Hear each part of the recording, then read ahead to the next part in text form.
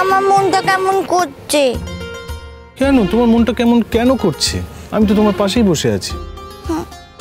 ওই একটু মশাই, বলো। তুমি জানো আমার মনটা কেন এরকম করছে? কি করে জানবো? তুমি কি আমায় বলেছো? বলিনি তো। বলছি কি জানো তো, আজকে তো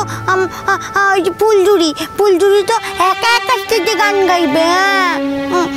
ওই জন্য লালনের জন্য আমার মনটা কেমন করছে, ওর জন্য খুব খারাপ লাগছে। কি মনে হচ্ছে তোমার? আমার খালি মনে হচ্ছে কি লালন যদি একটু গান গাইতো। ওই আমি এই চকলেটটা থেকে একটুখানি চকলেট লালনকে দেবো গো। এই চকলেটটা কার? তোমার। তো তোমার চকলেট তুমি যাকে ইচ্ছে তাকে দেবে, তোমার যাকে মন চাইবে দিতে তুমি তাকেই দেবে। লালনকে দেবো তো। হ্যাঁ, একটু চকলেট দেবো তো আমি। হ্যাঁ, জানো তো একটু মশাই, আগে আমাকে লালন কত ভালোবাসতো। হ্যাঁ, আমি লালনকে অনেক ভালোবাসতাম। হ্যাঁ, এখন তো আমি লালনের সাথে খুব খারাপ ব্যবহার করি, জানো তো। আমি তো ঠিক করে ওর সাথে কথাই বলি না। আমাকে আগে লালন আইসক্রিম খাওয়াতো, ঘুরতে নিয়ে যেত। শোনো না, জানো তো যখন আমাদের বাড়িতে প্রথম গাড়ি এসেছিল, তখন লালন এসেছিল গাড়ি চালাতে। হ্যাঁ, আমাকে আর ফুলঝুরিকে নিয়ে গেছিল ঘুরতে, জানো তো। আইসক্রিম কিনে দিয়েছিল, আমার দুটো হাতে দুটো চকলেট দিয়েছিল। দুটো হাতে দুটো চকলেট? তাই দিয়েছিল তো, তাই তো আমি লালনকে এখান থেকে একটু চকলেট দেবো। আচ্ছা ঠিক আছে, আমি কি বললাম? তোমার বক্স, তোমার চকলেট, শুধু আমি এটা আমার কাছে রাখছি। তোমার যখন মনে হবে আমার কাছ থেকে নিয়ে তোমার যাকে ইচ্ছে তাকে দিয়ে দেবে। তুমি খুব ভালো গো, তুমি খুব ভালো। আমি তোমাকে খুব ভালোবাসি। তাই? ভালোবাসো? আর আমি তোমাকে তার চেয়েও বেশি ভালোবাসি, খুব ভালোবাসি। আমি আবার একটু খুব খুব খুব খুব খুব ভালোবাসি। তোমার থেকে আরেকটু বেশি ভালোবাসি।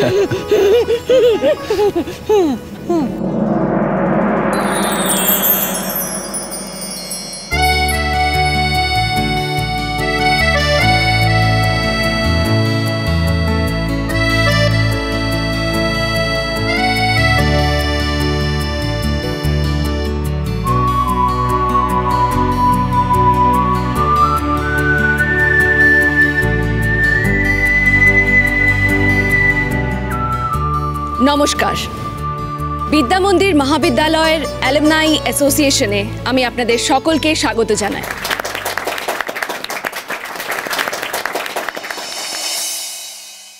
আজ আমাদের অ্যালুমনাই অ্যাসোসিয়েশনের তৃতীয় দিন। দেশ বিদেশ থেকে বহু ছাত্রছাত্রী আজ আমাদের সঙ্গে আছেন। আমাদের এই অনুষ্ঠানে তারা যোগ দিয়েছেন। তারা এখন পৃথিবীর বিভিন্ন প্রান্তে সুপ্রতিষ্ঠিত মানুষজন। অনেকে আবার এই দেশেও থাকেন কিংবা এই শহরেও থাকেন। তাদের মধ্যে অনেকেই আজ আমাদের সঙ্গে আমাদের এই অনুষ্ঠানে উপস্থিত আছেন। আমি তাদের সকলকেই আমাদের কলেজের পক্ষ থেকে জানাই আন্তরিক অভিনন্দন। আপনারা জানতে পেরেছেন যে আমাদের এই অনুষ্ঠানে আজ শেষ মুহূর্তে একটি ছোট্ট সংযোজন হয়েছে। আমরা আজ একটি মেয়েকে আবিষ্কার করেছি। সে মেয়েটি হলো অসম্ভব প্রতিভার অধিকারী।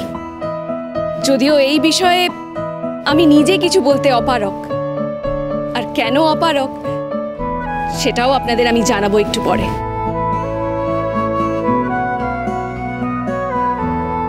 আপনারা নিজেরাই তার গান শুনে বিচার করবেন যে মেয়েটির সঙ্গীত প্রতিভা আছে নাকি নেই। আমি নিজে এই কলেজের কালচারাল কনভেনার হলেও এই বিষয়ে কিন্তু কোনো দায়িত্ব আমি নিইনি। আমি মেয়েটিকে পাঠিয়ে দিয়েছিলাম আমাদের প্রিন্সিপাল ম্যাডামের কাছে। তিনি নিজে ওর গান শুনেছেন এবং শুনে একটি বিশেষ দিন তার জন্য নির্দিষ্ট করে দিয়েছেন। বলেছেন যে এমন একটি মেয়ের প্রতিভা সকলের কাছে পৌঁছানো উচিত, সকলের জানা উচিত। মেয়েটি কিন্তু জন্ম থেকেই খুব কষ্টে একটি বস্তিতে বড় হয়েছে। লোকের বাড়িতে কাজ করে সে নিজের জীবিকা এবং সংসার নির্বাহ করত। কিন্তু তারপর হঠাৎ একদিন তার জীবনের রূপকথার দরজা খুলে যায় এবং সে জানতে পারে তোর সাথে আমাদের কিছু কথা আছে। ছোট মামু। মামু নয়, আমি তোর বাবা ফুলচুরি। আর এই যে বড় মা, তোর মা। সে জানতে পারে যে এতদিন যে বাবা মাকে সে নিজের বাবা মা বলে মেনে এসেছে তারা আসলে তার কেউই নয়, বরং যে বাড়িতে সে এতদিন কাজ করে এসেছে, কাজের মেয়ে হিসেবে থেকেছে, সেই বাড়ির মানুষজনই তার আসল আপনজন। সেই বাড়িতেই থাকে তার নিজের বাবা। তারপর একদিন তার বাবা তাকে তার মায়ের পরিচয় দেয়। এক গভীর ভুল বোঝাবুঝি এবং বিচ্ছেদ তার মা বাবাকে আলাদা করে দিয়েছিল। তার মা তার অস্তিত্ব জানলেও কুমারী মা হিসেবে সেদিন তাকে স্বীকৃতি দিতে পারেনি।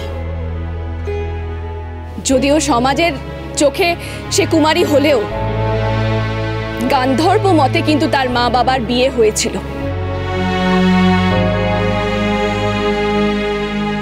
এবং তারপরেই এই মেয়েটির জন্ম হয়। কিন্তু তবু তার বাবার অনুপস্থিতির কারণে সেদিন সেই মা নিজের মেয়েকে সামাজিক স্বীকৃতি দিতে পারেনি এবং এইভাবে এই মেয়েটি পৌঁছে যায় সন্তানহীন এক বস্তিবাসীর বাড়িতে। নিজের মেয়েকে একটা সুন্দর জীবন না দিতে পারার কারণে এই মা কিন্তু আজও অনুতাপে বিদ্ধ। তাই তার মা চায় যে তার সারাটা জীবন ধরে যে দায় দায়িত্ব পালনে সে অক্ষমতা দেখিয়েছে, আর যদি তার কিছুটা অন্তত পালন করতে পারে তাহলে মা হিসেবে হয়তো সে একটু শান্তি পাবে।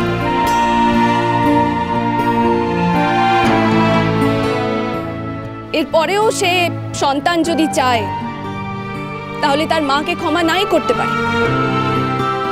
তার মাকে ক্ষমা না করার সম্পূর্ণ অধিকার তার আছে, কিন্তু তবু তার মায়ের এইটুকু চাওয়াকে যে সে দাম দিয়েছে এবং এখানে এসেছে তাতেই তার মা ধন্য। সে যদি চাইতো আজ এই অনুষ্ঠানে নাই আসতে পারত, কিন্তু তার বাবা আজ তাকে এখানে নিয়ে আসতে সক্ষম হয়েছে। আর তার সাথে এই অনুষ্ঠানে তার সম্পূর্ণ পরিবার এখানে উপস্থিত আছে এবং তার মা বাবার অফিসিয়াল বিয়ের নোটিশও চলে গেছে।